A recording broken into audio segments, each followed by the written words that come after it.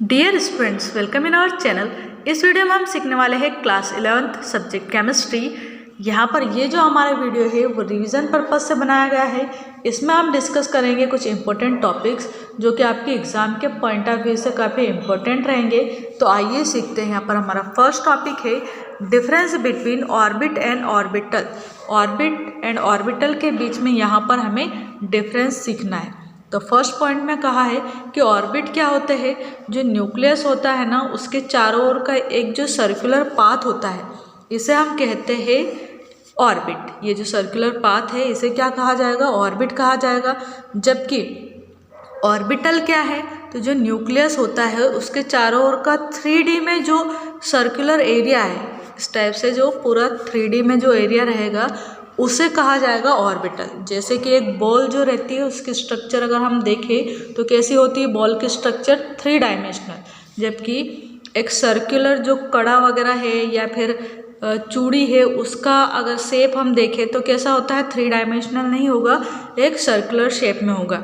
यानी कि जो चूड़ी का शेप है इस टाइप का शेप होता है ऑर्बिट का। जबकि ऑर्बिटल का शेप कैसा होता है, जैसे कि एक बॉल का शेप होता है। ठीक है, नेक्स्ट है यहाँ पर सेकेंड पॉइंट में कहा है it represent planar motion of an electron. अब क्योंकि यहाँ पर जो ऑर्बिट है वो कैसा होता है, एक सर्कुलर पाथ होता है, यानी कि उसका केवल एक ही प्लेन होता है, इसलिए जो इलेक्ट्रॉन है वो इसी सर्कुलर पाथ पर रिवॉल्व करते हैं। जबकि ऑर्बिटल में क्या होता है, एक 3 डायमेंशनल स्ट्रक्चर होती है, मतलब पूरा एक जैसा शेप तीनों डायरेक्शन में गोल रहता है, इसलिए जो इलेक्ट्रॉन है वो भी 3 डायमेंशनल यहाँ पर मोशन करता है। थर्ड पॉइंट में कहा है the maximum number of electrons in orbit is 2n² where n stands for the number of orbit. यहाँ पर क्या कहा है कि एक जो ऑर्बिट होता है ना उसमें हम इलेक्ट्रॉन 2n² फॉर्मूले के अकॉर्डिंग भरते हैं। 2n² जो फॉर्मूला है इसमें जो n है ना ये क्या है, तो ये जो n है ये हमें ऑर्बिट का नंबर बताता है कि ऑर्बिट कौन से नंबर का है और उसमें इलेक्ट्रॉन्स कितने आएंगे। ठीक है, जबकि यहाँ पर क्या कहा है ऑर्बिटल में N orbital can not accommodate more than 2 electrons. जो ऑर्बिटल होता है इसमें हम 2 से ज़्यादा इलेक्ट्रॉन्स फिल नहीं कर सकते। फोर्थ पॉइंट में कहा है यहाँ पर orbits are circular in shape. Orbit कैसे होते हैं, सर्कुलर शेप में होते हैं, जबकि ऑर्बिटल जो है वो डिफरेंट शेप्स के हो सकते हैं। जैसे कि जो एस ऑर्बिटल होता है वो स्फेरिकल होता है, जबकि जो पी ऑर्बिटल है वो कैसा होता है, डम्बल शेप में होता है। वही जो डी ऑर्बिटल है वो डबल डम्बल शेप में होता है। फिफ्थ पॉइंट में यहाँ पर कहा है orbits are non directional in character, hence they can not explain the shape of molecule. यहाँ पर जो ऑर्बिट होते हैं ना वो सर्कुलर होते हैं, यानी कि कोई उनका पर्टिकुलर शेप नहीं होता, इसलिए इनसे जो मॉलिक्यूल बनता है उसका भी कोई डेफिनेट हमें शेप नहीं मिलता है। जबकि यहाँ पर जो ऑर्बिटल्स है उनका डिफरेंट टाइप का शेप होता है, इसलिए यहाँ पर जो भी मॉलिक्यूल बनेगा उसका भी एक डेफिनेट शेप रहेगा। नेक्स्ट पॉइंट है यहाँ पर 6 पॉइंट में क्या कहा है कि जो ऑर्बिट होते हैं ये concept of well defined orbits is against Heisenberg principle. जो ऑर्बिट है ये हाइजेनबर्ग का जो प्रिंसिपल है ना उसके अगेंस्ट होते हैं, यानी कि हाइजेनबर्ग के प्रिंसिपल को ये फॉलो नहीं करते हैं। जबकि जो ऑर्बिटल है वो हाइजेनबर्ग का जो प्रिंसिपल है उसे ये फॉलो करते हैं। नेक्स्ट है यहाँ पर इलेक्ट्रॉन फिल करने का जो अब्बाउ रूल है वो यहाँ पर हम डिस्कस करते हैं। तो अब्बाउ, पाउली और हुंड तीनों के प्रिंसिपल हमने पहले भी डिस्कस किए हैं। अब यहाँ पर केवल ये अब्बाउ रूल को मैं या अब्बाउ प्रिंसिपल जो दिया है इसी को यहाँ पर एक्सप्लेन करूँगी। तो जो अब्बाउ रूल है इसके अकॉर्डिंग क्या कहा गया है, जो अब्बाउ वर्ड है ना ये एक जर्मन वर्ड है और इसका मीनिंग होता है बिल्डिंग अप। क्या मीनिंग है इसका, बिल्डिंग अप। जो अब्बाउ प्रिंसिपल है इसके अकॉर्डिंग जब हम ऑर्बिटल के अंदर इलेक्ट्रॉन्स फिल करते हैं तो इलेक्ट्रॉन्स हमें एक प्रोग्रेसिव एनर्जी के लेवल में भरने हैं। प्रोग्रेसिव एनर्जी के लेवल में मीन्स क्या, धीरे धीरे जैसे जैसे ऑर्बिट्स की एनर्जी बढ़ती जाती है वैसे वैसे हमें यहाँ पर इलेक्ट्रॉन्स फिल करना है। यानी कि सबसे पहले हम इलेक्ट्रॉन्स उस ऑर्बिटल में फिल करेंगे जिसकी एनर्जी सबसे कम हो। जैसे यहाँ पर ये डिफरेंट टाइप के ऑर्बिटल्स दे रखे हैं, S, P, D and F type के।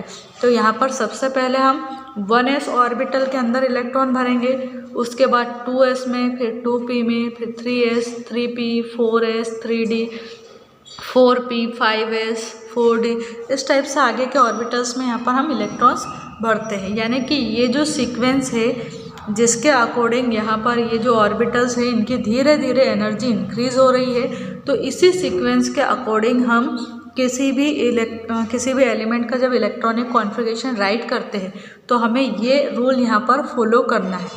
साथ ही हमें ये भी ध्यान रखना है कि एक जो ऑर्बिटल होता है इसमें 2 से अधिक इलेक्ट्रॉन्स फिलअप नहीं होते हैं। जो s है उसके पास केवल एक ही ऑर्बिटल होता है, इसलिए उसमें मैक्सिमम 2 इलेक्ट्रॉन्स आ सकते हैं। जबकि जो p होता है इसके पास 3 इस टाइप से सब ऑर्बिटल्स होते हैं, जिसमें कि हम हर एक में पहले तो एक एक इलेक्ट्रॉन्स भरते हैं, फिर अगर बचते हैं तो यहाँ पर हम पेयरिंग कर देते हैं। ऐसे जो d ऑर्बिटल है इसके टोटल 5 इस टाइप से यहाँ पर सब ऑर्बिटल्स होते हैं। तो इनमें पहले एक एक इलेक्ट्रॉन्स भरा जाता है, उसके बाद फिर पेयरिंग स्टार्ट करते हैं हम, अगर इलेक्ट्रॉन्स हमारे पास बचते हैं तो। यानी कि जो d है उसमें मैक्सिमम कितने इलेक्ट्रॉन्स आ सकते हैं, तो d में 10 मैक्सिमम इलेक्ट्रॉन्स आ सकते हैं। जो f है उसमें मैक्सिमम 14 इलेक्ट्रॉन्स आ सकते हैं। फिर से देख लेते हैं, जो s है इसमें 2 इलेक्ट्रॉन आते हैं, जो p है उसमें मैक्सिमम 6 आ सकते हैं, और जो d है इसमें मैक्सिमम 10 इलेक्ट्रॉन्स आ सकते हैं। ऐसे ही f जो है उसमें 14 इलेक्ट्रॉन्स आ सकते हैं। बट अभी हमने थोड़ी देर पहले पढ़ा कि जो एक ऑर्बिटल है उसके अंदर केवल हम 2 ही इलेक्ट्रॉन भर सकते हैं, तो इनमें फिर 6, 10 या 14 कैसे भरे। तो इनके पास है ना सब ऑर्बिट्स रहते हैं, इसलिए यहाँ पर 6, ये जो p है इसके पास px, py, pz टाइप के 3 सब ऑर्बिटल होते हैं। तो हर एक सब ऑर्बिट के अंदर हम 2 इलेक्ट्रॉन्स अगर यहाँ पर फिलअप करते हैं तो 3 के अंदर कितने हो जाएंगे, 6। ऐसे ही जो d वाला ऑर्बिटल होता है ना इसके पास टोटल 5 सब ऑर्बिट्स होते हैं, तो हर एक में 2 इलेक्ट्रॉन फिलअप करते हैं, तो यहाँ पर टोटल 10 इलेक्ट्रॉन्स हो जाते हैं। ऐसे ही जो f ऑर्बिटल है इसके पास टोटल 7 सब ऑर्बिट्स होते हैं। अब 7 के पास अगर हम 2 इलेक्ट्रॉन्स फिलअप करेंगे तो टोटल 14 इलेक्ट्रॉन्स यहाँ पर हो जाते हैं। तो हमें इलेक्ट्रॉन फिलअप करते टाइम ये जो बातें हैं वो भी हमें ध्यान रखनी है। अब नेक्स्ट टॉपिक हम यहाँ पर देखते हैं फॉर्मेशन ऑफ आयनिक बॉन्ड, यानी कि आयनिक बॉन्ड किस टाइप से बनता है। तो जब 2 आयंस के बीच में कोई बॉन्ड बनता है और बॉन्ड बनने के बाद जो एटम्स है या आयंस है वो आपस में जुड़कर एक मॉलिक्यूल का फॉर्मेशन करते हैं, तो उसे हम कहेंगे कि यहाँ पर कौन सा बॉन्ड है, आयनिक बॉन्ड है। यानी कि 2 आयंस के बीच में जो बॉन्ड बनता है उसे हम आयनिक बॉन्ड कहते हैं। यहाँ पर डेफिनेशन क्या दे रखी है, electrostatic force of attraction which bind cation and anion together is called the ionic और इलेक्ट्रोवेलेंट बॉन्ड।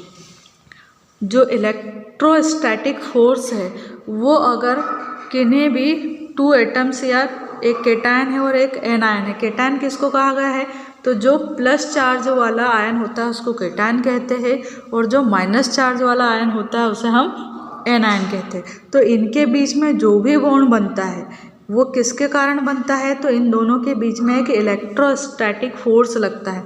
इस फोर्स के कारण यहाँ पर एक बॉन्ड बनता है।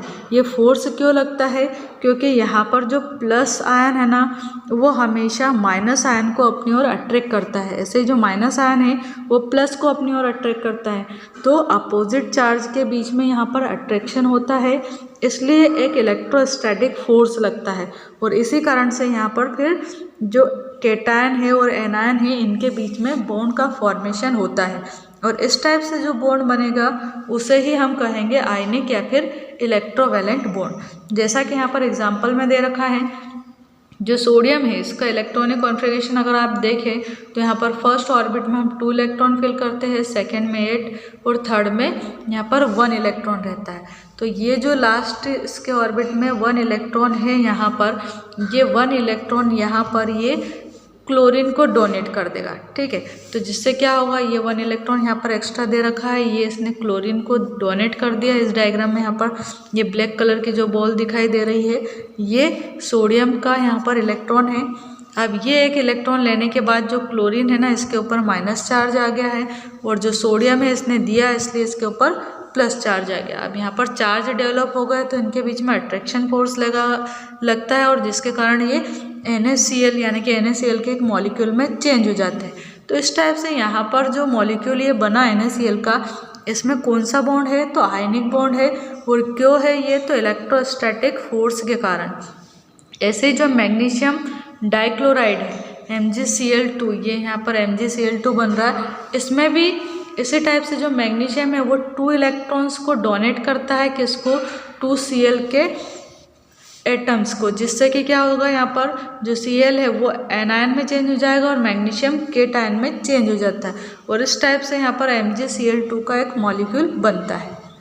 ऐसे ही यहाँ पर नेक्स्ट अगर हम देखें तो नेक्स्ट जो एग्जांपल दिया है यहाँ पर, वो Mg और O का दे रखा है। MgO का जो ऑक्सीजन है ना, वो एक ऑक्सीजन में लास्ट ऑर्बिट में अगर देखें हम तो 6 इलेक्ट्रॉन्स प्रेजेंट होते हैं, यानी कि इसको अपना ऑक्टेट कंप्लीट करने के लिए टोटल 2 इलेक्ट्रॉन्स की रिक्वायरमेंट रहती है, और 6 तो इसके पास है, और 2 और अगर ये यहाँ पर मैग्नीशियम से ले लेता है तो टोटल 8 हो जाएंगे, जिससे कि इसका ऑक्टेट कंप्लीट हो जाता है। तो यहाँ पर 1 जो मैग्नीशियम है वो 2 इलेक्ट्रॉन्स यहाँ पर ऑक्सीजन को डोनेट करता है। जो मैग्नीशियम है इसने 2 इलेक्ट्रॉन दिए, इसलिए इसके ऊपर 2+। ऑक्सीजन ने 2 इलेक्ट्रॉन लिए हैं, इसलिए इसके ऊपर 2- चार्ज आ जाते हैं। ठीक है, अब यहाँ पर देखिए ये केटायन हो गया और ये एनायन, इनके बीच में अट्रैक्शन फोर्स लगेगा, और अट्रैक्शन फोर्स के कारण इनके बीच बॉन्ड बनेगा, जिससे कि ये एक मॉलिक्यूल में चेंज हो जाएंगे। MgO यहाँ पर एक मॉलिक्यूल बनेगा जिसका नाम क्या है, मैग्नीशियम ऑक्साइड। तो इस टाइप से यहाँ पर हमने देखा कि आयनिक बॉन्ड का फॉर्मेशन किस टाइप से होता है। आई होप आपको ये वीडियो अंडरस्टैंड हुआ होगा, and thank you so much for watching this video. Thank you.